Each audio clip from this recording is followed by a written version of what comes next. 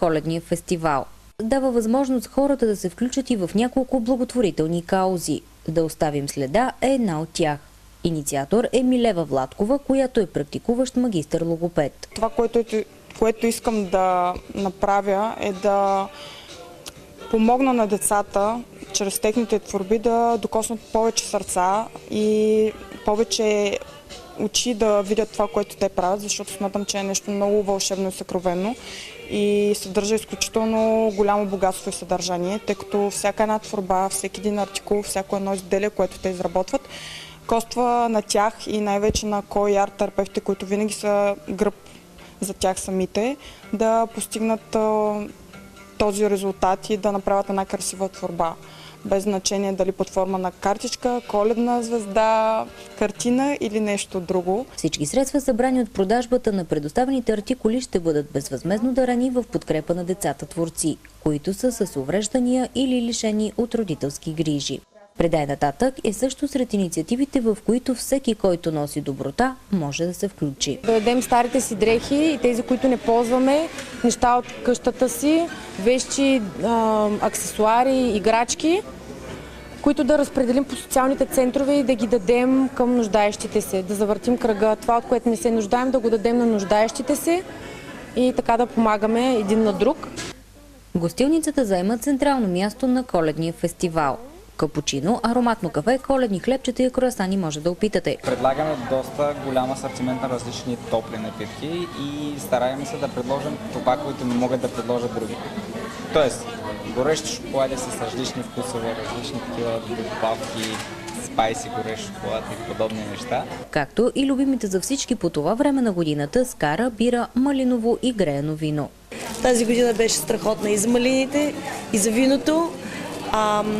Искам да пожелая весели празници на всички и да ги поканя да пият повече български вина. Посетителите могат да се насладят както на различен вид изкуства, така и да зарадват себе си или свои близки с красиви, ръчно изработени подаръци, като сувенири, бижута, дрехи, играчки, икони, картини, книги и дрехи.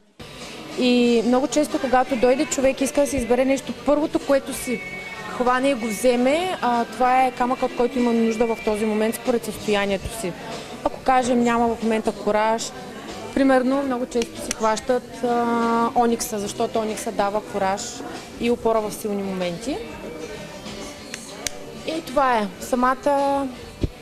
Аз съм йога инструктор и всъщност заради това преплетох нещата, бижутата, естествените маниста, източните символи. Тук имаме индийски семена, казват се рудракши, са изключително, те са свещени семена и ги носят само монасите в Индия. И има доказано че сваля кръвното налягане, ето това семе рудракшата. Аз самата нося на врата си една рудракша, която е малко по-голяма, ето я. Купувала съм си от Индия и има много силни... Променя състоянието на човека, успокоява го, дава му сили. Дърводелецът и декоратор Николай Апостолов предлага интересни огледала и рамки. Рамка, която е разчупена с продукти, които са събирани от горите на България. Тези гъби са дървесни от странджета, те са като цветя по-скоро. Там имаме едно огледало, което е с най-иновативната боя, пластидип. Тя е гумена боя, която се използва по Рим за борисване на коли, на джанти. Аз съм направил като огледало, така че тая картина може да се плува в морето и да си остане същата. Това огледало, т.е. То се е запечатано. Идеята е да предпазваме плочите, вграждаме ги в чантите, като по никакъв начин не ги прецакваме, дупчим или нещо друго, абсолютно цели. Всъщност това е идеята. Хем скупуваш плочи за феновете на винила, хем скупуваш чанта. Малки и пораснали деца имат възможност да си направят селфи с дядо Коледа.